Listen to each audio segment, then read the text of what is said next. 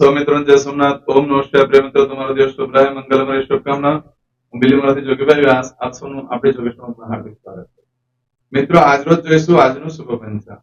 આજે તારીખ છે 12/6/2024 ને બુધવાર, જેઠ સુદ છઠ તિથિ છે.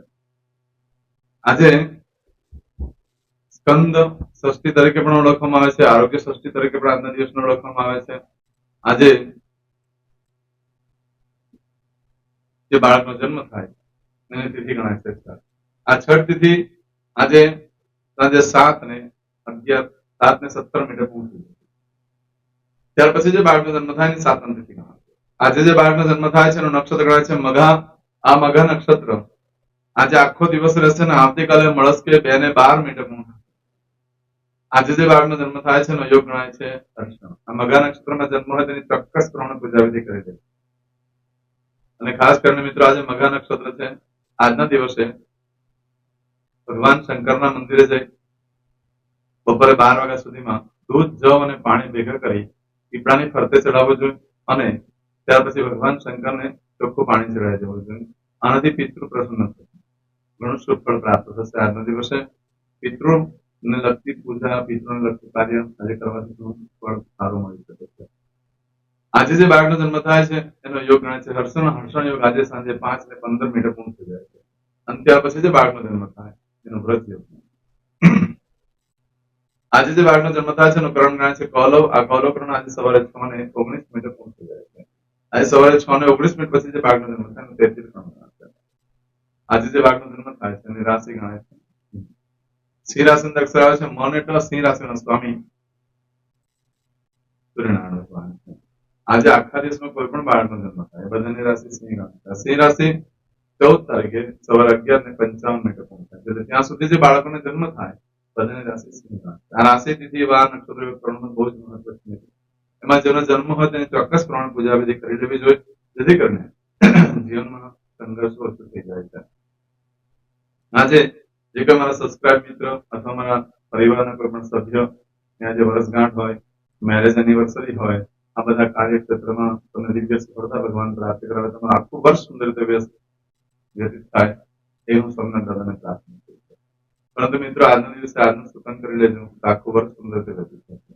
આજના દિવસે મારા કોઈ સબસ્ક્રાઇબ મિત્ર, મારા પરિવારમાંથી કોઈ સદસ્ય કોઈ ઇન્ટરવ્યુ આપવા જરૂરી છે, કોઈ નોકરી ધંધા માટે જરૂરી છે, કોઈ નવો વેપાર ધંધો ચાલુ કરવા જરૂરી છે, કોઈ હરીફાઈ ભાગ લેવા જરૂરી છે રમત ગમતમાં, તેમજ આજના દિવસે કોઈ વિદેશમાં જરૂરી છે, કોઈ ધર્મક્ષેત્રની યાત્રા માટે જરૂરી છે, કે આજના દિવસે કોઈ ઓપરેશન કરવા માટે જરૂરી છે, કોઈની ડિલિવરી હોઈ શકે, આજે કોઈની સગાઈ પણ હોઈ શકે, આજે કોઈની છઠ્ઠીની પૂજા પણ હોઈ શકે.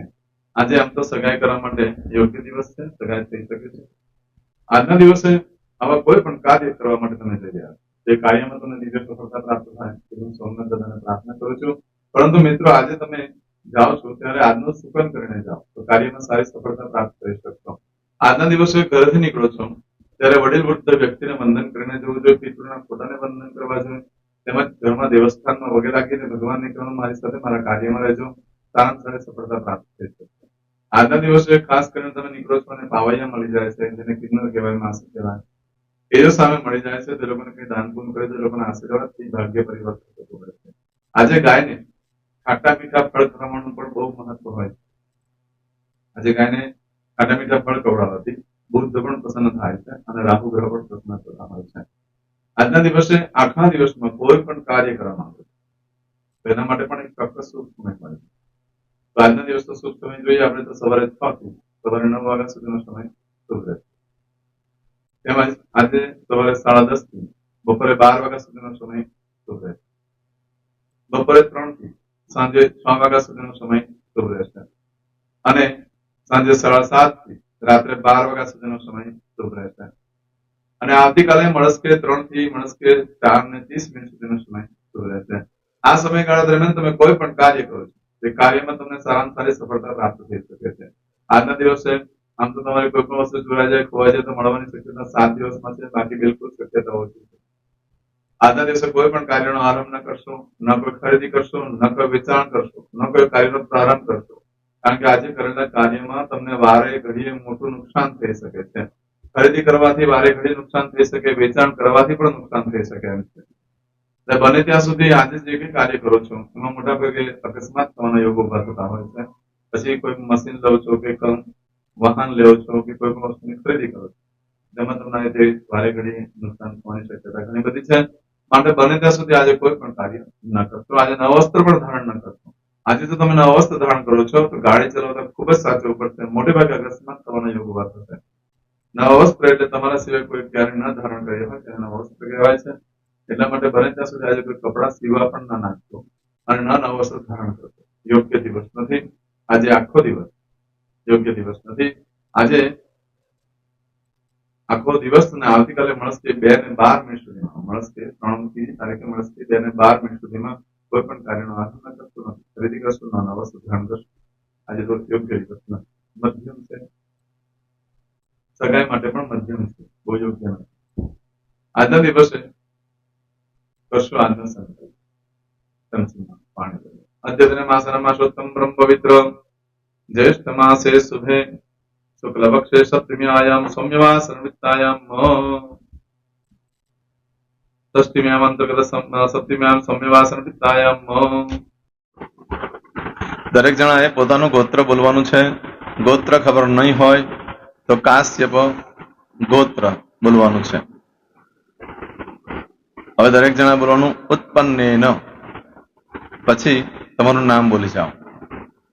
હવે બોલો મમ આત્મન શ્રુતિ સ્મૃતિ પુરાણોક્ત પુણ્ય ફલ પ્રાપ્તિ અર્થમ ઐશ્વર્યાદિ અભિવૃદ્ધિ અર્થમ અપ્રાપ્ત લક્ષ્મી પ્રાપ્તિ અર્થમ પ્રાપ્ત લક્ષ્મ્યાહ ચિરકાલ ક્ષૌ રક્ષણાર્થ સકલ મન ઈપ્સિત કામના.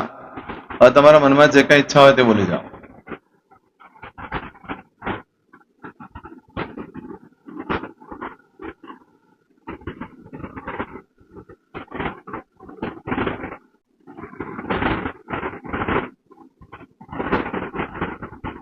બોલો અનુસાર્થ સમ સિદ્ધિ અર્થમ લોકે સભાયામ રાજદ્વારે વ્યાપારે વિદ્યા અભ્યાસે સર્વત્ર યશ વિજય લાભાદિ પ્રાપ્તિ અર્થમ ઇહ જન્મની જન્માંતરે વા સકલ દુરિત ઉપશમનાર્થમ ચતુર્વિધ પુરુષાર્થ સિદ્ધિ અર્થમ ત્રિવિધ તાપ ઉપશમનાર્થમ તથા ચ મમ જન્મ સમય ઉદિત નક્ષત્ર યોગ કરણ રાશિ તિથિ વાર દેવતા દ્વારા અશુભ ફલ દોષ નિવૃત્તિ અર્થમ શુભ ફલ પ્રાપ્તિ અર્થમ જન્મ સમય જન્મ કુંડલી મધ્યે દ્વાદશ ભાવ મધ્યે સ્થિત આદિત્યાદિ નવગ્રહ દેવતા દ્વારા યોગ મધ્યે દ્રષ્ટિ મધ્યે મહાદશા અંતરદશા પ્રત્યંતરદશા મધ્યે શુભ ફલ પ્રાપ્તિ અર્થમ અશુભ ફલ દોષ નિવૃત્તિ અર્થમ આદિત્યાદિ નવગ્રહ દેવતા અનુકૂલતા સિદ્ધિ અર્થમ દશ દિગપાલ દેવતા પ્રસન્નાર્થમ ભૂત પ્રેત પિશાચાદિ દ્વારા રચિત દોષ ભય રોગ નિવૃત્તિ અર્થમ તથા ચ મમ. હવે જેના લગ્ન થઈ ગયા છે એ લોકોએ બોલવાનું છે. મમ દાંપત્ય જીવન મધ્યે સુખાકારી પ્રાપ્તિ અર્થમ. હવે જેના લગ્ન નથી થયા એ લોકોએ બોલવાનું મમ જટટી વિવાહ યોગ પ્રાપ્તિ અર્થમ હવે જે લોકોને સંતાન પ્રાપ્તિની પૂજા આપી છે એ લોકોએ બોલવાનું છે મમ જડટી દીર્ઘ આયુ આરોગ્ય ઐશ્વર્યાદિ સમન્વિત પુત્ર પૌત્રાદિ સંતતિ સુખ પ્રાપ્તિ અર્થમ. હવે જે છોકરાઓ અભ્યાસ કરી રહ્યા છે, વિદ્યાર્થી છે, એ લોકોને પૂજા આપી છે, એ લોકોએ બોલવાનું વિદ્યા અભ્યાસ મધ્યે દેશે વિદેશે સર્વત્ર ઉત્તર ઉત્તર દિવ્ય સફળતા સાનુકૂળતા પૂર્વક પ્રાપ્તિ અર્થમ. જે લોકોને વિદેશ જવાની પૂજા આપી છે એ લોકોએ બોલવાનું છે મમ જટટી વિદેશ ગમન યોગ પ્રાપ્તિ અર્થમ. હવે જે લોકોને આરોગ્ય માટેની પૂજા આપી છે એ લોકોએ બોલવાનું છે મમ આયુ આરોગ્ય ઐશ્વર્યાદિ પ્રાપ્તિ અર્થમ. જે લોકોને બરકત માટેની પૂજા આપેલી છે એ લોકોએ પણ બોલવાનું છે, બધાએ જ બોલવાનું છે મમ ગૃહે શુભલક્ષ્મી મહાલક્ષ્મી પ્રીતિ પ્રાપ્તિ અર્થમ. વ્યાપાર વ્યવસાય મધ્યે દેશે વિદેશે સર્વત્ર ઉત્તર ઉત્તર પ્રગતિ ઉન્નતિ પ્રાપ્તિ અર્થમ. હવે દરેક જણાએ બોલવાનું મમ ભય રોગ શત્રુ બાધા મારણ તારણ મંત્ર તંત્ર અરિષ્ટ દોષ પીડા નિવૃત્તિ અર્થમ. હવે તમે જે ભગવાનની પૂજા કરી રહ્યા છો એ બોલો, એ લોકો ભગવાનનું નામ બોલી દો દરેક જણા.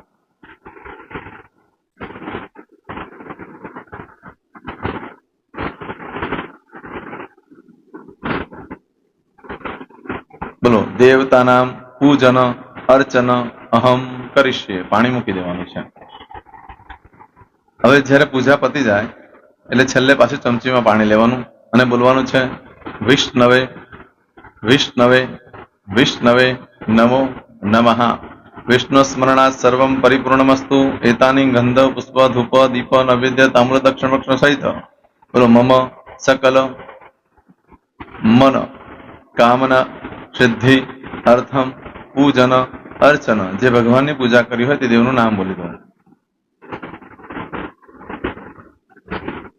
બોલો દેવતાનામ ચરણ કમલે અર્પણમસ્તુ. પાણી મૂકી દો. ફરી પાછું પાણી લેવાનું. પૂજન અર્ચન તત્સત બ્રહ્માર્પણમસ્તુ. નીચે જમીન પર પાણી મૂકી દો. એમાં આંગળી કસી કપડામાં તિલક કરી દો. બે હાથ જોડી ભગવાનને વંદન કરવાના. કહેવાનું કે હે પ્રભુ, મારાથી મારા પૂર્વજોથી મારા પરિવારજનોથી ગયા જન્મમાં આ જન્મમાં જે કાંઈ પાપ કર્મ થયા છે એ બધા પાપ કર્મથી અમને મુક્ત કરો. અમે તમારા બાળક છીએ. હે પ્રભુ, અમે તમારો ખૂબ આભાર માનીએ. આજે અમારી પાસે તમારી પૂજા કરાવી. આ પૂજામાં જાણતા અજાણતા કંઈ ક્ષતિ થઈ હોય તો અમને બ્રાહ્મણોને ક્ષમા કરજો. નમસ્કારાન સમર્પયામિ. આહ્વાનમ ન જાનામિ ન જાનતો પૂજાક્ષર પરેશ્વર મંત્રહેમ ક્રિયાન ભક્તિમ સરસ્વય પૂજન કંગતમ પાવમ ગોદાત્રમ ચાગ્ન સંધિ પુણ્ય દર્શના ધન્ય હો તૃષ્ણાર્ધમ. હવે ઉભા થઈ જવાનું. શ્રીનારાયણ ભગવાનને પાણી ચડાવી દેવાનું. તમારો દિવસ શુભ રહે. તમે અને તમારો પરિવાર સુખી રહે, સંપન્ન રહે, સુરક્ષિત રહે એ ભગવાન સોમનાથ દાદાને પ્રાર્થના. પ્રેમ મિત્રો, તમે મારા વિડીયોને લાઈક ના આપી હોય તો સૌથી પહેલા લાઈક આપી દો.